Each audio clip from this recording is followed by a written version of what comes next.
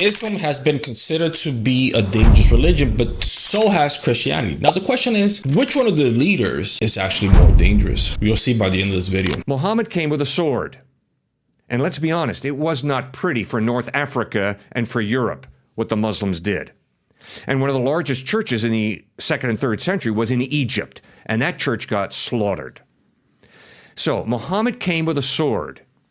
Jesus came with a towel, and he served people. You see, Cliff, this is where the problem lies. You have a doctrine called the Holy Trinity, and the Holy Trinity suggests that there's only one God, but it comes in 3 different forms. The Father, the Son, and the Holy Spirit, but there's just one God. They're all the same, but just 3 different forms. Now, I will also suggest, since Christians believe that Jesus is God, that the God of the Old Testament was Jesus. So anything that the God of the Old Testament said, did, that was actually Jesus doing it. So now you're suggesting that Muhammad has killed people and Islam is more dangerous. Well, let's see what Jesus has done in the Old Testament. The book of Genesis, the flood, which potentially could have killed thousands, if not millions of people. We can see that he destroyed the city of Sodom and Gomorrah. So Christians believe that Jesus is the same, but Jesus was actually murdering people in the Old Testament. Jesus also said in Deuteronomy 22 that if you see a virgin that's not pledged to be married, you can rape her. Just rape her. According to Jesus, you can rape. And if you rape her, all you have to do is just marry her and give her father 50 shekels of silver. But according to the Old Testament,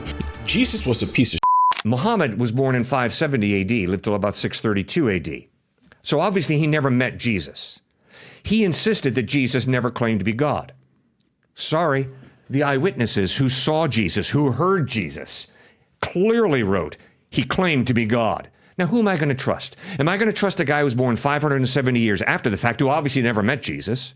Or am I going to trust the eyewitnesses? Cliff, there's no eyewitnesses. It's been made very clear by biblical scholars that no one who witnessed the actual event wrote anything because those people were illiterate. Only 10% of the population were literate. So they weren't writing anything. Furthermore, Jesus was born about 4 BC. He died 30 CE according to historians. Now, Mark was written about 60 to 65 CE. So decades after the death of Christ. Matthew and Luke, 80, 85. And then John, 90 to 95. So no, they didn't witness anything. They were writing oral traditions. So there was this oral tradition going around about the life of Jesus, and they said, hey, I'll write a book about it. They wrote a book about it. Now, what's really funny is that Matthew and Luke actually use Mark as a reference, which would suggest that they should have written the same thing. Actually, their stories don't align, because when they went to the tomb, who they saw it, and they didn't see the same thing in every book.